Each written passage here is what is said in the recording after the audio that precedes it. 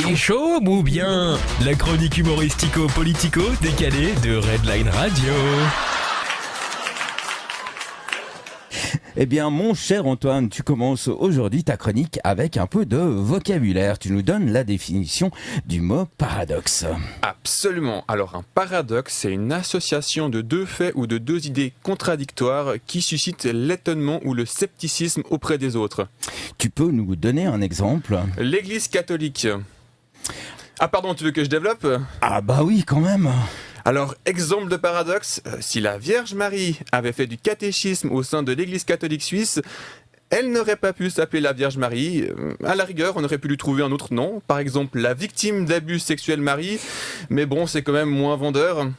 Tu fais référence à la récente étude de l'Université de Zurich qui pointe du doigt l'Église catholique suisse. Exactement. Entre 1950 et 2022, il y a eu plus de 1000 cas d'abus recensés en Suisse et les auteurs affirment que ce n'est que la pointe de l'iceberg. Les chiffres réels sont certainement beaucoup plus importants.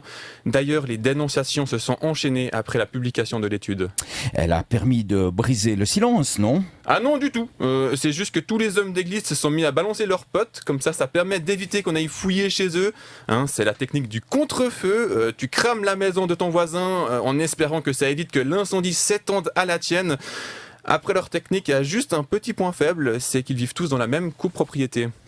Et donc ça, c'est encore un paradoxe. Par exemple, oui, un autre paradoxe, c'est une religion catholique qui se fonde essentiellement sous la doctrine de la culpabilité, tout en ayant des curés qui sont encore plus dans le déni qu'un candidat d'ensemble à gauche au Conseil des États. Et les autorités religieuses, comment ont-elles réagi? Alors la conférence des évêques suisses s'est dite bouleversée par les résultats de cette étude. Pourtant, elle devait bien se douter de quelque chose. C'est elle-même qui l'avait commandé, cette étude. C'est comme si les assurances maladie faisaient un sondage de popularité et qu'elles découvraient avec stupéfaction que les gens n'aiment pas trop dépenser la moitié de leur revenu dans des primes. Mais comment tous ces abus ont-ils pu être possibles? Je vois qu'une explication possible. C'est une volonté divine. Dieu lui-même doit être pédophile, mais un pédophile est responsable. C'est pour ça qu'il s'est lui-même incarné dans le corps de son propre enfant pour causer du tort à personne. Je t'ai demandé une explication, Antoine, pas un blasphème. C'était trop tentant.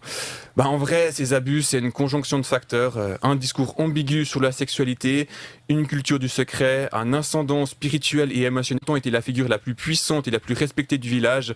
Il avait littéralement tous les droits. Mais après, il y a eu Top Chef et Koh-Lanta qui sont apparus et on s'est rendu compte que c'était quand même beaucoup plus divertissant qu'une messe. Du coup, la religion s'est devenue nulle et les curés ont perdu de leur prestige. Ce qui nous amène à notre dernier paradoxe. Tous ces prêtres qui ont commis des attouchements à la chaîne, eux-mêmes ne sont désormais plus intouchables.